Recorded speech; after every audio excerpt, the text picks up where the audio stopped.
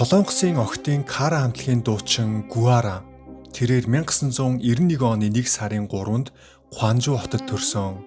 Гуара дээрээ нэг ахтай байсан. Гэтэл 2019 оны 11 сарын 24-нд Гуара амьсгал хураасан байдалтай гэрээсээ олдсон. Гэрээс нь өөрийн гараар бичсэн захиа олдсон. Ямар хэцүү байгаагаа хэдхэн үгэнд багтааж бичээд энэ хорвоог орхин оцсон байлаа. Түүний төрсөн ах энэхүү нэвтрүүлэгт оролцох уу байх уу гэж маш их бодсны эцэст зориг гарган бүх үннийг илчлэхээр шийджээ. Тэрээр өөрийг нь төрүүлсэн төрсөн ээлжтэйгээ шүүхийн маргааны асуудалтай явааг нь шалтгаан нь дүүгийнхээ нэр төрөгч болтугай хамгаалж үлдэхийн тулд гэж тайлбарлаа. Сайн байцгаана уу? Намайг Гүхүүин гэдэг. Би Гуарагийн төрсөн ах. Өөрийнхөө хүсэл мөрөөдлийн төлөө уйг гүйцэтгэж алдарт гарсан дүү Гуара байнга инээмсэглэж явдаг байсан дүү нь хорвоог орхиод олон сар өнгөрчээ. Төрүүлсэн гэх шалтгаанаар бүгд эцэг их болдоггүй гэдгийг би амьдралаараа ойлгосон. Дүү бит хоёрыг хайж яваад хүүхдийн мөнгө өгөхгүй тулд төрсөн их байх эрхээсээ хүртэл татгалзсан хүн. Тэгсэн дүүгийн маань хөдөлмөрлөж олсон бүх хөрөнгийг авна гэж ирэхэд хууль үнэхээр шудраг бус санагдсан. 20 гаруй жилийн өмнө жоохон байсан хүү охин хоёроо хаяад явсан ээж. Насан туршийн сэтгэлийн шарах болж үлдсэн ээж нь амьдралд нь гинт дахин гарч ирсэн. Ээж гэх нэрийн дор дүүгийнх нь хөрөнгийг авахар ирсэн байжээ. Та бүхэн сайн биз дээ? Би сайн байгаа. Энэ бүгдийг давж туулах гэж маш их хичээж байгаа. Цаашдаа уйггүй ажиллах болно. Та бүхэн битгий санаа зовоорой. 2019 оны 11 сард өөрийн сошиал хаягта сайхан амраараа гэж бичиж үлдээгээд дүүн дахиж сэрсэнгүй. Дөнгөж 28 наснда энэ хорвоог орхижээ. Дүүгийнхээ ажил явдлыг хийж байсан нэгэн эмэгтэй ах дээр нь хурж ирсэн гин. Ажил явдал зохион байгуулагч хүн дээр очиод би ээж нь байна. Надад бас ажил явдалд оролцох хувцас өгөөч гэж гуйсан байлээ. Ажил явдал дээр ирсэн эмэгтэй бол 20 гаруй жилийн өмнө хүү охиноо хайж явсан төрсөн ээж нь байжээ. Өнөөдрийг хүртэл нэг ч удаа их хүний үргээ биелүүлж байгаагүй хүн дүүгийн маань танилуудын өмнө гарч ирээд өөрийгөө ажил явдлын гол хүн ээж нь гэж хэлж зогсно гэдэг. Яа би үнэхээр хүлээн зөвшөөрч чадахгүй байсан. Тийм болохоор би тэр хүнийг ажил явдлын хувцас өмсөхийг зөвшөөрөөгүй. Төрсөн их нь ажил явдлын хувцас өмснө гэж зүтгэж хоорондоо маргалдаж байх тэр үед барьж байсан утасныхын дэлгэц асаалттай байгаад байсан. Утасны дэлгэц унтраастай байвал дэлгэц хэсэг нь хар харагддаг. Гэрэлтэй байхаар нь утсыг нь булааж аваад та бичлэг хийгээд байгаа мүү гэсэн. Тийм би бичлэг хийж байна гэж хариулсан. Яагаад та бичлэг хийгээд байгаа ингээд асуусан чинь дараа нь чи олон юм яриад байж магадгүй болохоор бичлэг хийж байна гэсэн. Над руу хуруугаж ичлээд "Гүйн үү? Чи дараа харамсахын битгий хийгээрэй" гэж хэлээд гараад явсан. Охиныхоо ажил явдал дээр ирчээд хэрүүл хийгээд гараад явхад нь үнэхээр бүр хэлэх үггүй болсон. Өөрийг нь төрүүлсэн ээж нь боловч хувийн ээжигээ уучлж чадахгүй гэж хэллээ. Их хүн ээж гэх ойлголт бит хоёрын толгойд байгаагүй. Яагаад гэвэл бид өсөхдөө тэр үгийг дуудаж үзээгүй.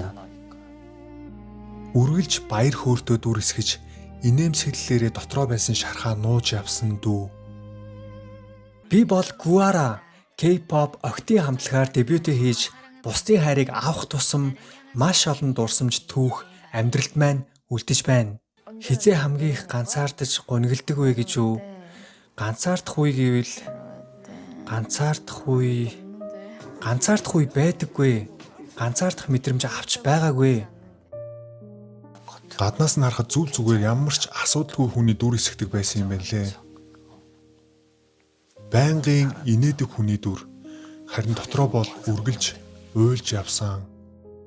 Гуара хорвоог орхихоосоо өмнө үлдээсэн захиа. Намайг хинч хайрладаггүй. Намайг хинч хайрладаггүй юм шиг байна. Хайртай. Намайг хайрлаач. Надад хайр хэрэгтэй байна. Намайг битгий үл ойшоогооч. Надад хайр, халуун дулаан тэрвэрлт хэрэгтэй байна. Би цаашд илүү яаж хичээх ёстой болоо? Галзуурх нь хаараа, ухаан орооч, сэргээч. Зүгээрээ, зүгээр. Чи чаднаа. Зүгээр.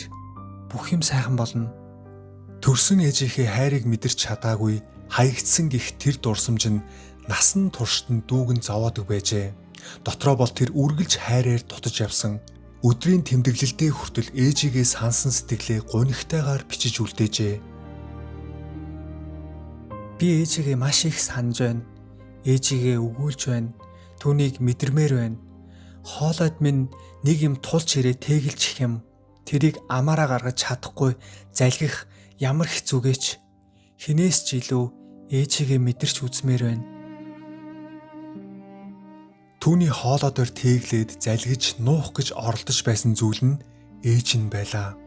Хоёрхан насны зүрүүтэй ах дүү хоёрын дурсамжаас нэг өдөр ээж нь алга болсон байжээ. Ээж нь ямар ч салах ёс хийлгүй гинт алга болсон. Тэр үед хаараа дөнгөж 9 настай, ах нь 11 настай байсан. Би тэр үеийг сандаг шалтгаан нь аав маань нэг өдөр гинт бит хоёрт та хоёр юу авмаар байна гэж асуусан. Тэр үед би жижигхэн тоглоом машин хүссэн, харин дүү маань хүүхэлдээ ахуулсан. Огт төсөөлөөгүй аавынхаа өгсөн бэлэгт баярлаж төрсөн өдөр нь болсон юм шиг жаргалтай цагийг өнгөрүүлж байлаа. Гэтэл гадаа нэг сонин чимээ гараад хаалгаа онгойлгосон, аав амнаасаа хөөс ахруулчихсан ухаангүй хэвтэж байсан. Би шууд том аав эмээгээ дуудсан. Том аав түргэн тусламж дуудаад аав эмнэлэгт хүргэгдсэнийг тод сандаг. Тухайн үед 11 настай байсан хууийн аав нь өөрийнхөө амийг игүүдэхийг завдсан тэр мөчийг одоо ч тод санаж байлаа. Тэр шалтгаан нь гэр бүлээ хайж явсан ээжээс нь болсон гэдгийг сүүлд мэджээ. Хэд хоногийн дараа ухаан орсон аав нь ах дүү хоёрыг тижээхийн тулд ажил хийхээр явжээ. Ажлын газар нь хол байсан учраас аавыг нь орлож хүү охин хоёрыг нь эмээ болон хоёр хүүхэдтэй авга эгч нь асардаг байжээ. Гуара нэвтрүүлэгт оролцоод ингэж ярьж байсан.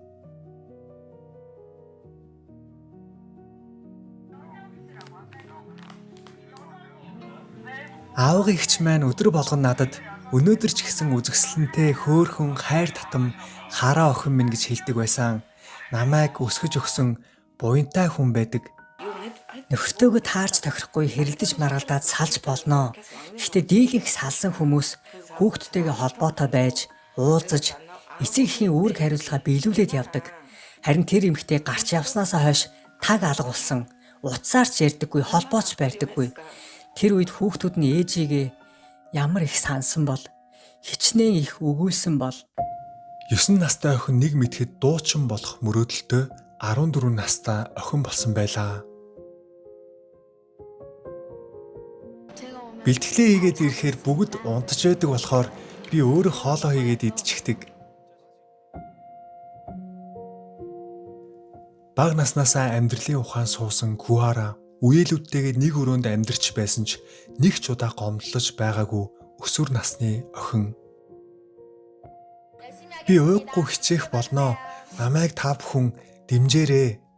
Уйггүй хөдөлмөрлсөний эцэст 2008 онд охидын Кара хамтлагийн гишүүнээр дебютээ хийж тайзан дээр гарсан. Кара хамтлаг нэр хүндтэй болж Солонгос даяар Кара хамтлагийн дуунуудыг сонсож маш олон шүтэн бишрэгчтэй болсон. Энэ үед Гуара Кангнам дүүргийн Чондам хороололд 1 тэрбум 100 сая воны үнэтэй хувийн байшин худалдаж авсан. Хичээл зүтгэлийнхээ үр дүнд мөрөөдлөө биелүүлж, өөрийн олсон мөнгийг зөв хөдөлгөж, ухаалгаар хөрөнгө оруулалт хийж, үл хөдлөхийн бизнесийн авьяастаа гэж яригдж байлаа. Бид хоёр аавга их захихаа хайрыг маш их авч өссөн. Зөв хүмүүжлэлтэй өссөн. Гэхдээ сэтгэлийн нэг буланд үргэлж би хүний аясыг дагуулж амьдрах ёстой гэсэн мэдрэмжтэй байсан. Айлд амьдрна гэдэг амаргүй байдаг. Бага насндаа миний хамгийн хүсдэг байсан зүйл бол өөрийнхөө нэр дээр байр авах, амар тайван амьдрах газартаа болох юмсан гэж их боддог байсан.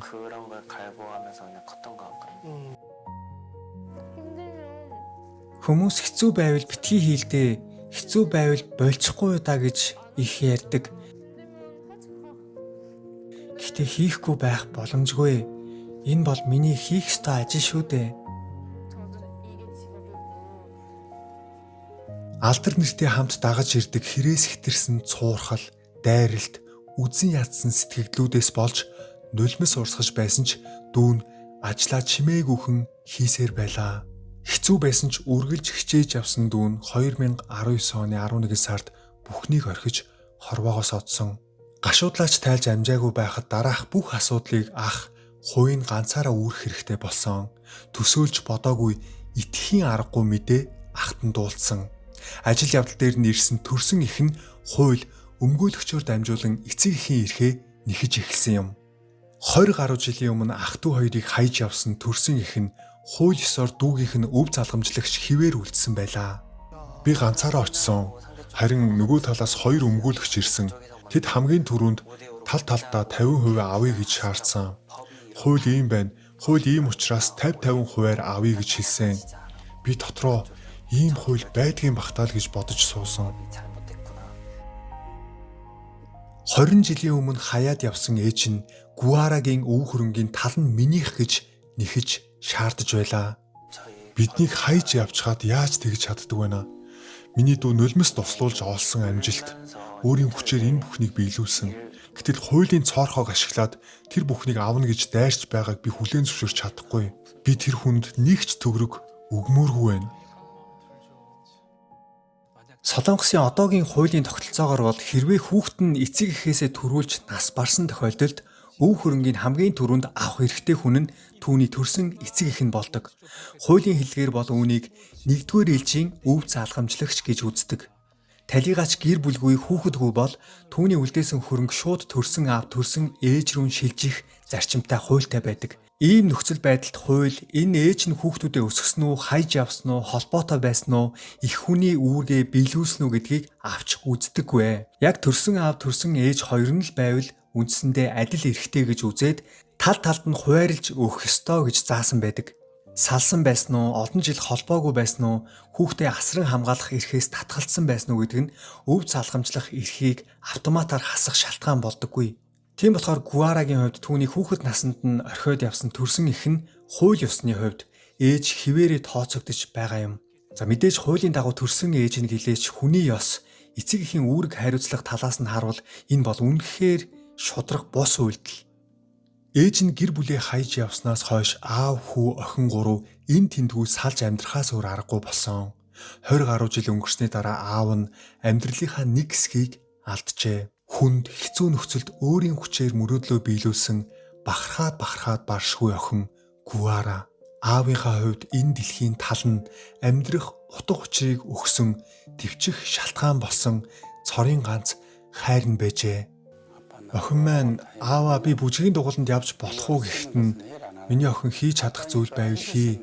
Аав нь чамд хийж өгч чадах зүйл эннээс өөр байхгүй дээ гэд дугууланд нь явуулж байсан. Хаа сайгүй явж барилгын ажил хийн сая вооны үнэтэй дугуулангийн төлбөрийг төлж ганцаараа зүтгэсээр охиныхоо мөрөөдлийг биелүүлж өгсөн аав. 2006 онд байсан санагдж байна. Бараг 8 жилийн дараа гарч ирээд хуулийн дагуу салмаар байна гэж хэлсэн. Цаг товлоод шүүхтээр уулзсан. Тэр хүүхдүүдийнхээ их байх эрхээс бүрэн татгалзаж байна гэж хэлсэн. Тэр өдөр хүүхдүүдийнхээ талаар өчүүхэн ч асуугаагүй. Бичиг цаас ярьсаар байгаад л явсан да. Эхнэр нөхрийн холбоогоо таслаад өөрөө хүүхдийнхээ их байх эрхээсээ хүртэл татгалцсан эмэгтэйг аав нь огт ойлгож чадахгүй байлаа. Хүнд мэс чанар ичихнүүр гэж байх ёстой. Гэтэл тэр хүнд тийм юм огт байхгүй. Их байх эрхээсээ бүгдээс нь татгалзаад огт холбоогүй амьдарч байсан хүн гинт гарч ирээд хүүхдийнхээ олсон хөрөнгийг авна гэж дайрч байгааг яаж ойлгож чадах юм бэ? Хэрвээ хараа өртөө байсан бол тэр хүн гарч ирээд үрийг нь төлөх байсан болов? Хизээч тийм үйлдэл хийхгүй штэ. Аав нь өв залгамжлалтай холбоотой өөрийн бүх эрхээ хүүдээ шилжүүлсэн байна. Энэ нь охиных нь хүсэл байх гэж бодсон учраас тэр багасаа бие биенээ гэсэн сэтгэлтэй байсан ах トゥ хоёр.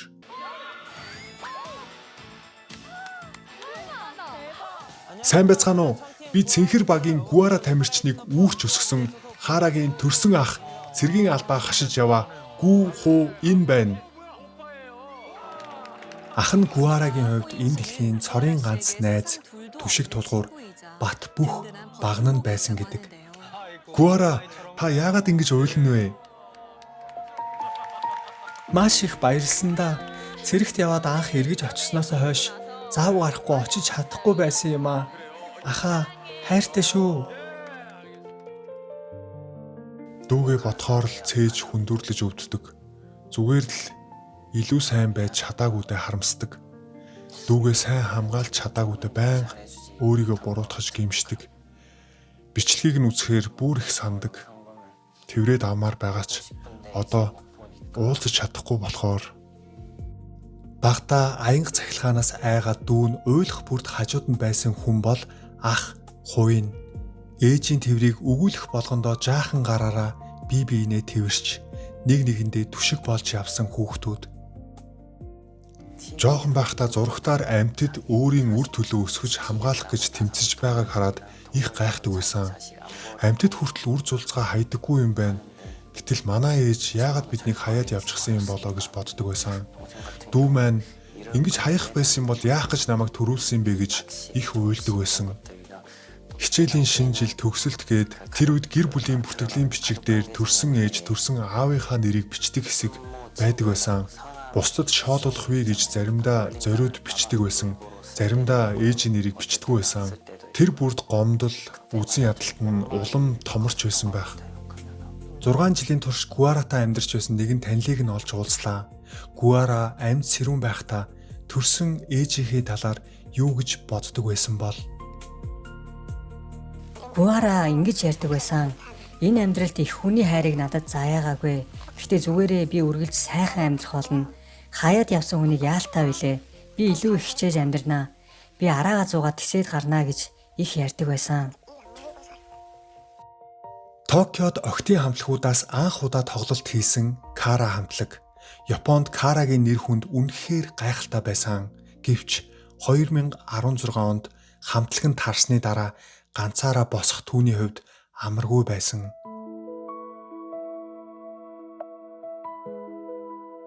Үнэхээр бусад хамтлаг шиг тоглолтоо хийгээд явмаар л байна. Энийг ярихаас жаахан ичиж байна л та. Хөгжмийн нэвтрүүлгийн байр суурь улам бүр хойшилж байгааг хараад надад үнэхээр хэцүү байсан. Энэ үеэс эхлэн түүний сэтгэлч бас өвчлж эхэлсэн. Санаа зовох вэ гэж гэр бүлийнхэндээ хэцүү байгаагаа огт мэдэгддэггүй байсан Гуара охин. Гэтэл тэр үед их гонигтай царайлаад байхаар нь би асуусан. Чамд ямар нэг асуудал байгаа мүү гэд. Тэгсэн хинт ч битгий хэлээрээ та ээжийг минь олж өгөөч гэж гуйсан. Өөрөө насанд хүрээд амьдралын янз бүрийн асуудалтай нүүр тулаад ээжигээ их санаж ямар хүн байдаг бол хаана байдаг бол юу хийж явдаг бол гэж их боддог байсан байх. Гуара нас барахаасаа 3 жилийн өмнө сэтгэл гутралын зөвлөгөө эмчилгээ авч байхдаа эмчийн зөвлснөөр төрсөн ээжтэйгээ уулзах шийдвэрийг гаргасан. 20 гаруй жилийн өмнөх дурсамжаа сэргээж сураглаж явсаар эцэст нь их охин хоёр уулзжээ. Дүү маань уулзаж ирчээд Дими тэр хүнтэй уулзлаа гэж надад хэлсэн. Маш их санаж, гомдож, үзэн ядаж өссөн боловч яг уулзах үед тийм мэдрэмжүүд нь огт төрөөгүй гэсэн. Танихгүй хүнтэй уулзж байгаа юм шиг хүйтэн мэдрэмж авсан гэсэн. Хүн багтаа ээжтэй хаягдсан шархтаа өснө гэдэг зүгээр нэг өнгөрсөн дурсамж байдаггүй. Ялангуяа хүүхэд байхдаа яагаад намайг орхисон юм бол би хайрлуулах үн цэнгүй байсан юм болов гэсэн асуултыг дотроо олон жил тээж амьдэрдэг. Тэр асуултын хариуг хинч өгч чадахгүй болохоор шарх нь бүр гүнзгий суучихсан байдаг. Гуарагийн хувьд харахад гаднаасаа инээж ажилдаа амжилттай хүчтэй харагдаж байсан ч дотор нь ээжийн орон зай маш том хоосон хിവэр байсан байх магадлалтай.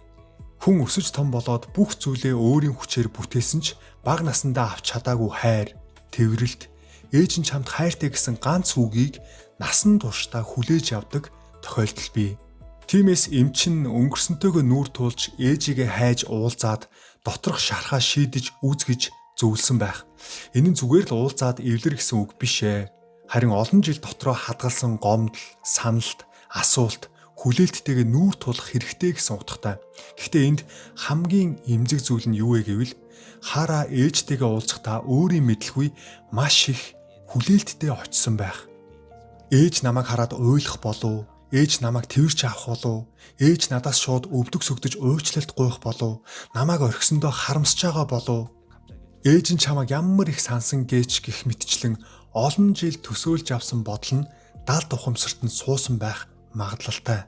Гэтэл бодит байдал дээр уулзаад үзсэн тэр хүн өөрийнх нь олон жил зүрхэндээ төсөөлж санаж өгүүлж авсан ээж нь биш мэт санагдсан байж болно.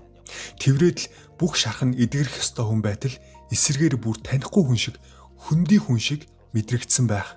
Тэр мөчид Гуара би дахиад л хаягдлаа гэж мэдэрсэн байх магадлалтай.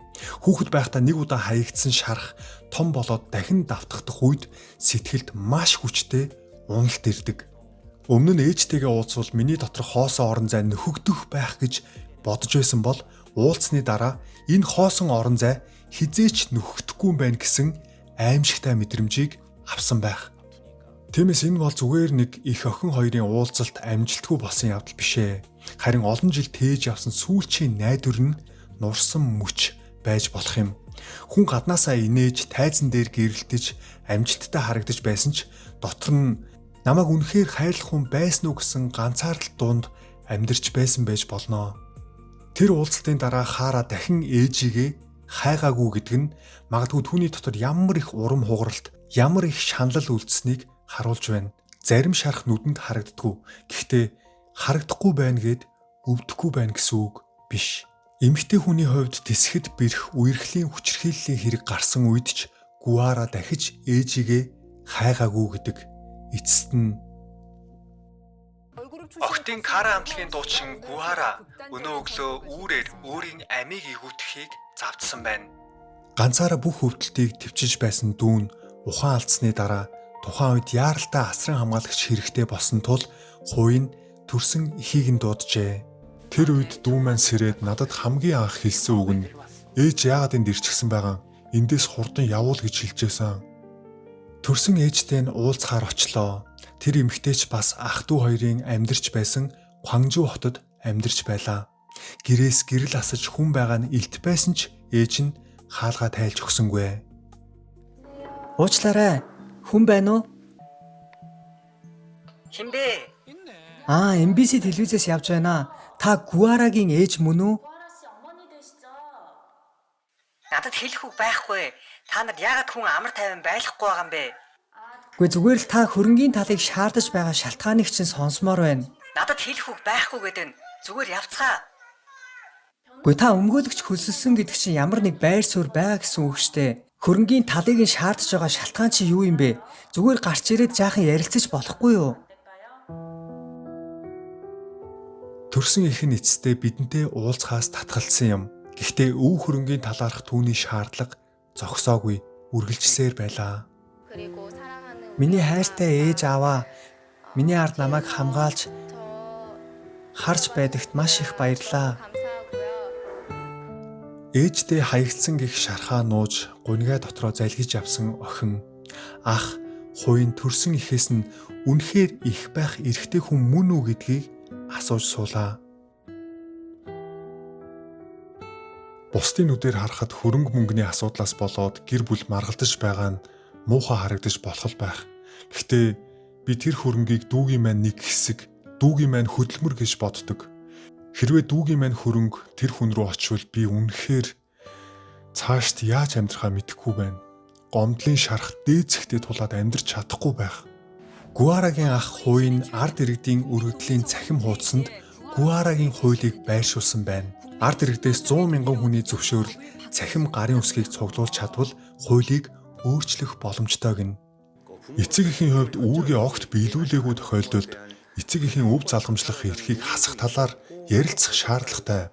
Одоогийн хувьд өв залгамжлалыг эрхгүй болох шалтгаанууд хэтэрхий хязгаарлагдмал байгаа учраас олон хохирогчууд сэтгэл санаагаараа хохирсоор л байна. Үргэлж цэцэг шиг гэрэлтэн инээдэг байсан дүүгээ санах бүртээ хувийн сард хид хідэн удаа дүүгийнхээ нойрсож буй энэ газарт ирдэг гин. Дөнгөж 28хан наснда хитрхи эрт дэлбэгээ гээсэн дүү Гуара. Гуара гэх нэрээр насан туршдаа шудраг бусаар хохирсон хүмүүсийг аварч чадна гэж итгэж байна. Нэрийнх нь утга нь Гуара, авар нь туслана гэсэн утгатай. Энэ Гуара гэх хууль батлагдаасаа гэж чин сэтгэлээсээ хүсэж байна. За тэгэхээр та бүхэн Солонгосын алдартай Кара хамтлагийн дуучин Гуара тохиолдсон болсон явдлыг сонслоо. Үнэхээр сэтгэл өвдгөм түүх байгааз. Тэгээд бас энэ бичлэгийг яг орчуулаад сууж байхдаа маш их сэтгэл өвдсөн. Яг үннийг хэлэхэд нулимс туслуулсан. Тэгээд энэ Гуарагийн охинд ийм хэцүү байжгаад амиа орсон гэдгийг би ерөөсөө төсөөлж бодоагүйсэн байхгүй юу. Гуарагийн хэрэг гээл ер нь мэдээгээр нь маш их гардаг байсан.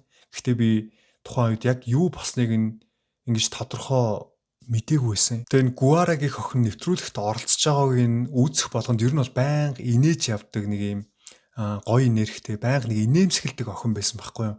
Тэгэд яг энэ их инээмсэглэл баяр хөөрийн ард нь ийм их шарах гуниг зүрх сэтгэлтэнд байсан гэдгийг сонсоод басаа. Хүний гаднаас нь хараад дүгнэж болохгүй юм байна гэдгийг дахин нэг бодлоо.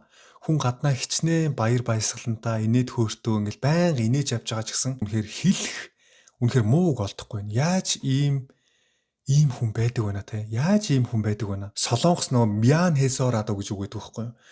Тэр хүүхдээ хаяад явсандаа уг насан туршдаа л өвдөж шаналж зовж явсан баймаар юм. Гэхдээ энэ эмэгтэй угаасаа тэгэхээр эмэгтэй ч биш л байна л да. Тэг яг энэ босон явдлыг бэлдэж байхдаа миний бас нэг айгүй их сэтгэлд хүрсэн зүйл юу гэхээр яг энэ сэтгэл зүйчин ярьсан хэсэг байсан байхгүй юу?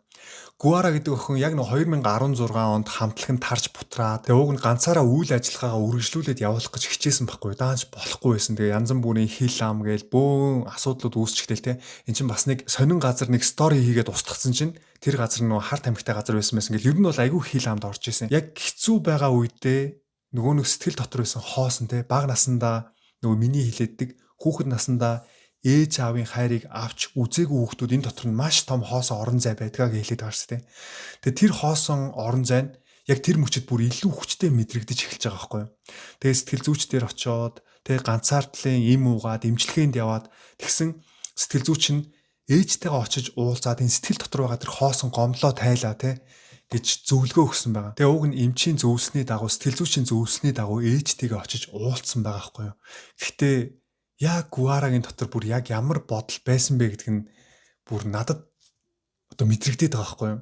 Яг ээжтэйгээ очиж уулзахаас өмнө юу гэж бодсон бэ гэхээр ээж намайг харангуутаа тэ надаас уучлалт гуйгаасаа миний өмнө уйлаасаа гимшээсээ ээж нь чамгүй хэцүү байсан ээж нь чамтай хайртай шүү гэсэн тэр хүний тэ маш их шаналсан зовсон тэр сэтгэлийг мэдрэхийг хүссэн байх. Ээжигээ уучлаарай. Ээжийнх нь буруу. Одоо ямар ч шалтгаан тооцохгүй, ямар ч тайлбар тавихгүйгээр те зүгээр л охиноосоо чин сэтгэлээсээ уучлалт гуйхыг хүссэн байх. Тэгсэн энэ ээж нь ямар хүн бэ гэдг нь тодорхой харагдаж байгаас те. Охин нь хүчээд тахт хөрөнгө мөнгөний булаацалтад явж шít. Өөрөө өсгөөчгүй, тижээгээчгүй 20 жил гаруй ор сураггүй таг алга болчоод өгсөн хонь нь хөрөнгө мөнгөний булаацалтад ирж байгаа байхгүй юу. Тэгэхээр тэр Гуаратай уулзах үедээ ч гэсэн энэ ээж нь ямар үйлдэл, ямар зан авир гаргасан те юу гэж хэлсэн нь тодорхой байгаа байхгүй юу. Яг энэ бичлэгийг үзэж байгаа эцэг эхчүүдтэй байж таа. Зүгээр нэг зүйлийг хэлэхэд хүүхэд гэдэг ээж аавыгаа сонгож ирдэг байхгүй юу. Хүүхэд аавдаа ээжтэй эцэг эхтэй биднэрт ямар ч өөр байхгүй. Хүүхэд маань аз жаргалгүй амьдрч л агуул энэ бидний хариуцлага, бидний буруу. Ер нь хүүхдээсээ ямарваа нэгэн байдлаар салсан бол, ямарваа нэгэн байдлаар хүүхдтэйгээ хамт өсч чадаагүй бол эцэг хүний сэтгэл, их хүний сэтгэл гэдэг тэр хүүхдийн хадлаар байнга одоо мян хамаам гэж ярьдаг байхгүй Солонгост. Тэр хүүхдтэй байнга гимшиж амьдрах хэрэгтэй. Би хүүхдийнхээ хажууд байж чадаагүй те. Би хүүхдийнхээ хажууд байсан бол хүүхд минь надгүй яаж яваавал хүүхд минь те аав гэдэг хүн байхгүй, эцэг гэдэг хүн байхгүй, их гэдэг хүн байхгүй, ээж нь байхгүй те. Энэ хоосон орон зайг нь би яаж хийж байгаа дүүргэж өгөх юмсан гэсэн тийм хүсэл эрмэлзэлтэй бодолтой амьдрах хэрэгтэй. Тэгээ үнэхээр салж сарниж агаад хүүхдүүдтэйгээ уулзсан бол хамгийн түрүүнд уучлалт гуйж байнга. Уучлаарай гэдэг үг тэр хүүхдийн бага насндаа авсан шарах тэр хоосон зайг эдгэж чадна. Эдгэж чадахгүй зүгээр л ядаж тэрийг нь жоохон ч гэсэн тайтгаруулж чадна. Зүгээр л уучлаарай гэдэг үг. Аавыгаа уучлаарай. Аав нь аав байж чадаагүй. Аав нь эцэг хүнийхээ үүргийг гүйцэтгэж чадаагүй. Зүгээр л хүүхдээсээ уучлалт гуйж сурах хэрэгтэй. Иймэрхүү эцэг эхчүүдийг үнэхээр их хардаг. Ялангуяа бидний эгч ах нарын үе, бидний ээж аав нарын үе. Яг ийм хүмүүс байдаг. Хүүхдтэй амар ялархаж амьдардаг. Хүүхд нь өмнөөс нь төрсэн юм шиг те Хүүхдэн зориудаар би таны хүүхд болно гэж гараад ирсэн юм шиг би чиний төлөө ингэсэн чи юм уу ингэсэн ста чи юм уу тэгсэнгүү ингэсэнгүү те чамааг өсгөх гэж би ингэсэн ийм бүр нэг амар тийм хөргөчэн сэтгүүтэй үгүй хүүхдүүд ямар ч буруу байхгүй энэ эмэгтэй бол ёстой жинхэнэ аимшигтай нарциссист эмэгтэй байсан баг ёо тэгээ би энэ Гуарагийн ахыхын сэтгэлийг ч гэсэн бүр үнэхээр ойлгож байгаа байхгүй юу хэрвээ би доороо нэг эмэгтэй дүүтэй байж байгаа те бит хоёрыг дөнгөж 11 9 наснд ээж маань хаяад явцсан амиа хичээгээ те. Тэгээ 20 жил ор сургуу алга болсон. Ямар ч холбоогүй. Тас алга болж жагаад миний эмэгтэй дүү амжилтанд хүрсэн. Тэгж жагаад амар хэцүү амьдралаар амьдарч байгаад амиа оролцсон чинь нөгөө ээж нь гарч ирэнгуутаа миний төрсөн дүүгийн эд хөрөнгийн талыг нь аавна гэж дайраад байвал ёо би бол зүгээр шууд галзуурах нэрээ. Солонгос хүн дултаад лс чинь нөгөө манай монголчууд бол иймэрхүү юм ихтэй зүгээр өнгөрүүлэхгүй. Өстой нөгөө оронгоор нэргүүлнэ гэж ярьдаг үстэй те. Гэхдээ манай монгол ээж нар арай ч ингэхгүй хаа. Арай ч юм хүн чанаргүй монгол ээж бас арай байхгүй бах нэрээ. За тэгээ эцэст нь та бүхэн бас яг одоо яг хүлээгээ сууж байгаа бах те. Энэ хэрэг тэгвэл яаж шийдэгдсэн юм бэ гэд энэ нэвтрүүлэг хизээ гарсан нэвтрүүлэг вэ гэхлээр 2019 онд гарсан нэвтрүүлэг байхгүй юу. Тэгэхээр одоогоос 7 жилийн өмнө гарсан нэвтрүүлэг штэ. Тэгсэн би энэ хэргийг судлаад үзсэн чинь ердөө 1 жилийн өмнө энэ Гуарагийн хууль нь батлагдсан юм байна. 1 жилийн өмнө 2025 онд батлагдаад 2026 он энэ жилээс энэ Гуарагийн хууль нь хэрэгжиж эхэлж байгаа юм байна. Энэ ээж нь яг энэ нэвтрүүлгийн дараа шүүхээр явсаар агаад охиныхоо эд хөрөнгийн 40% авцсан байна гэж боддоо. Энэ хуулийн цоорхоог ашиглаад. Тэгэд энэ маргаа явсаар агаад энэ хууль Гуара гэдэг хууль явсаар агаад 2025 онд батлагдаад 26 онд хэрэгжиж эхэлж байгаа байхгүй юу. Тэгэхээр энэ Гуара гэдэг охин үнэхээр энэ Гуара гэх нэрээрээ хуулийг баталж чадсан. Гуара гэдэг хууль одоо гараад ирж байгаа байхгүй юу. Гуара гэдэг нэр нь юу гэсэн утгатай үг юм бэ гэхэлэр гүхэ гэдэг нь солонгосоор аврах гэсэн үг байхгүй юу. Гуара гэдэг нь аврал үзүүлнэ, туслана гэсэн үг.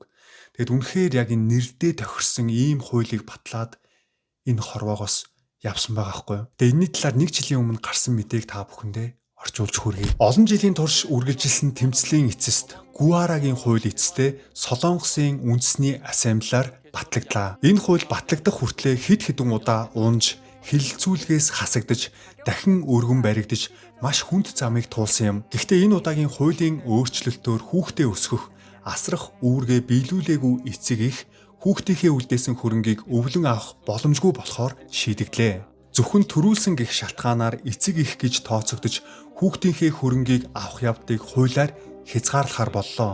Харин тухайн хүүхдийн амьдралд боддоор хамт байсан, асарч хамгаалж, түшиж тулж ирсэн гэр бүлийнхэн нь өв хөрөнгийг нь авах боломжтой болох төлөвтэй байна. 2019 оны 11 сард дуучин Гуара энэ хорвоог орхисны дараа 20 гаруй жил холбоо тасарсан төрсөн их нь гинт гарч ирэн өв залгамжлах эрхээ нэгсэн нь Солонгосын нийгэмд маш их уур бухимдлыг төрүүлсэн. Тухайн үед хүчин төгөлдөр байсан хуулиар бол хүн алах, заллин хийх зэрэг маш ноцтой тохиолдлоос бусад үед хүүхдээ өсгөөгүй гэдэг шалтгаанаар эцэг эхийн өв залгамжлаас хасах тодорхой үндэслэл байгаагүй. Тиймээс эцэст нь төрсөн их нь Гуарагийн хөрөнгийн 40%-ийг нь аваад салсан. Гуарагийн ах Гүхүү энэ дүүгийнхээ хөрөнгийг төрсөн ихт нь өгөхгүй тулд хуулийн өөрчлөлт шаардаж ард иргэдийн дэмжлэг цуглуулан өргөдөл гаргасан боловч энэ хууль нь улс төрийн маргаан хилэлцүүлгийн удаашрлаас болж 2021 дахь удаагийн үндэсний ассамблийн үед батлагдaltaгүй хүчингүй болж байжээ. Ингээд 6 жилийн турш үргэлжилсэн хүсэлт тэмцэлт олон нийтийн шахалтын эцэст Гуарагийн хууль үндэсний ассамблийн нэгдсэн хуралдаанаар батлагдсан байна. Энэ хуулийн гол агуулга нь хүүхдээ асрах, тижээх, хамгаалах үүргээ ноцтойгоор биелүүлээгүй эцэг эхийн өв залгамжлах эрхийг шүүхээр хасах боломжтой болгох явдал байлаа. Тодорхойлбол нас барсан хүний гэрээслэл эсвэл хамт өв залгамжлах эрхтэй бусад хүмүүсийн хүсэлтээр гэр бүлийн шүүх тухайн эцэг эхэд өв залгамжлах эрх байх эсхийг хянан шийдвэрлэх боломжтой болсон. Хэрвээ эцэг эх нь хүүхдийнхээ асрах үүргээ ноцтой зөрчсөн, хүүхдийнхээ эсрэг хүнд гэмт хэрэг үйлдсэн, эсвэл хүүхдтэй ноцтой шудраг бус харгис хандсан гэж үзвэл тухайн эцэг эхийн өв залгамжлах эрхийг хасах хуулийг батлаад байна. Ингэснээр хүүхдийн насан туршдаа хөдөлмөрлөж олсон хөрөнгө үүргээ биелүүлээгүй нэр төдий эцэг эхэд очихоос сэргийлж харин боддоор өсгөж асарч хамгаалж амьдарч ирсэн гэр бүлийнхэнд нь үлдээх боломж нээгдлээ. Мөн энэ хууль нь гэр бүл салсны дараа хүүхдийн тэтгэмжээ төлдөггүй эцэг эхчүүдэд ч нөлөөлөх магадaltaй гэж хуульчид үзэж байна. Өөрөөр хэлбэл хүүхдээ өсгөхөд оролцоогүй, тэтгэмж төлөх үүргээ биелүүлээгүй эцэг эхийг асрах үүргээ ноцтой зөрчсөн гэж үзэх боломжтой болсон. Тиймээс цаашд хүүхдийн тэтгэмж төлөөгүй эцэг эхэд энэхүү хууль хэрэгжих магадлал өндөр боллоо. Энэхүү хуулийн өөрчлөлт 2026 оны 1 сараас хэрэгжиж эхэлнэ. Ийхүү нэгэн дуучны нэрээр эхэлсэн энэ хууль зөвхөн Гуарагийн гэр бүлийн асуудал биш, харин хүүхдээ хайсан атлаа эцэст нь хөрөнгө нэгтгэх шудраг бус байдлыг зогсоох нийгмийн том өөрчлөлт болон үлдэж байна. За та бүхэн мэдээг сонслоо. Тэгэхээр эцэст нь энэ Гуара гэх хууль батлагдсан.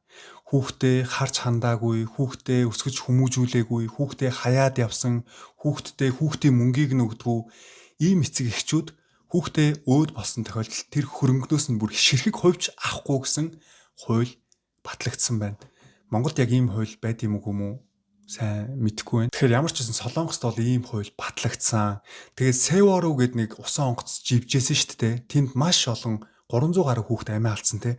Тэгээд тэр үед ч гэсэн хүүхдүүдээ хаяад явсан эцэг эхчүүд нь улсаас тэр хүүхдүүдэд маш их хэмжээний мөнгө өгсөн шүү дээ. Зөндөө олон хандивын мөнгө өгсөн. Тэгсэн чинь хүүхдүүдээ хайж явсан эцэг эхчүүд нь тэр хүүхдүүдээ хүнгуут хүүхдүүдийнхаа мөнгийг авах гээд иржсэн тохиолдол бас гарч ирсэн байхгүй юу? Ер нь хүн гэдэг нэрээ ер нь хамгийн муухай те. Хүн гэдэг л ер нь хамгийн муу. Ер нь яг ингээд эргэн тойрноо те өөрийнхөө амьдрал дээрээс ч гэсэн харахад айгүй сонин. Хүүхдтэй байнга одоо нэг мяна мам гэж ярьдаг. Одоо энийг яг би монголоор сайн тайлбарлаж чадахгүй байна л да. Хүүхдтэй байнга юм гимшилтэй явдаг эцэг эхчүүд байдаг шүү дээ. Хүүхдтэй би илүү сайн хандах юмсан, хүүхдтэй илүү сайныг өгчих юмсан, хүүхдтэй илүү сайн хүн болгочих юмсан, хүүхдтэй илүү сайн хүмүүжүүлчих юмсан. Би хүүхдтэй энийг хийж өгч чадаагүй даа гэл нэг тийм хүүхдтэй гэсэн чин сэтгэлтэй хүмүүс байдаг шүү дээ. Тийм эцэг эхчүүдийн хүүхдүүд нь ээж аавдаа бүр үнэхээр хайртай болдог. Ээж аав минь миний төлөө ингэж их золиос гаргасан даа гэж баярлаж, талархаж амьдрдаг байхгүй юу? Эсвэргээрээ хүүхдтэй байнга ялрахдаг эцэг эхчүүд байдаг шүү дээ. Би ста чиний төлөө ингэсэн чи мөн намайг ойлгохгүй, чи намайг ойлгооч, чи ингэж тэгэж гэдэг шаардлага тавих тусам нөгөө хүүхд нь ээж аавыгаа улам илүү үзэн яддаг, хатуурхдаг болдог. Аав ээжийнх нь харилцаа, хүүхдийн харилцаа гэдэг улам мууддаг. Энийг би маш олон гэр бүлээс анзаарч байна. Яг иймэрхүү харилцаан дээр эцэг их хүүхдүүдийн харилцаа хизээч зөв байдгүй байхгүй. Байнгын асуудалтай, байнгын маргаантай, байнгын бие биентэйгээ үл ойлголцдог хүүхд нь хизээч эцэг ихтэй чин сэтгэлийнхаа үгийг хэлж чаддгүй. Эцэг их нь ч гэсэн хүүхдээ хараад энэ муу юм гээл байнга юм нэг хариу нэгсэн тэр хүүхдээс ямарваа нэг юм нэгсэн би чамайг өсгөх гэж ингэсэн чи одоо надад энийг хийж өгөх үүрэгтэй гээл ялархаал. Иймэрхүү харилцаа бол байнга л хэрүүл маргаантай байдаг. Магадгүй таны хүү, таны охин хичнээн нас бид хүрсэн ч гэсэн өнөөдөр 30 гараад 40 гараад явж байгаа ч гэсэн та хүүгээсээ охиноосоо нэг удаа уучлалт гуйгаад үзээрэй. Нэг удаа чин сэтгэлээсээ уучлалт гуйгаад үзээрэй. Уучлалт гуйны гутал энэ муу юмнаас би яагаар уучлалт гуйх хэрэгтэй ингээл ингээд дотроос чи нэг юм дүрс гэж гарч ирж байна уу? Тийм эцэг ч зөндөө байгаа. Би яагаар энэс уучлалт гуйх хэрэгтэй ингээл хүүхдүүдтэй алдцгаал дайраадаг те. Гэхдээ чин сэтгэлээсээ уучлалт гуйх юм бол таны хүү, таны охин тэр дороо л ойлгох. Шууд нулимс туслах. За тэгээ өнөөдрийн минь болсон явдалтай хамтдаа үзэгч та бүхэндээ маш их баярлалаа. Тэгвэл Золбоо ТV-тэй дараагийнхаа бичлэгээр уулзтлаа. Түр. Бай.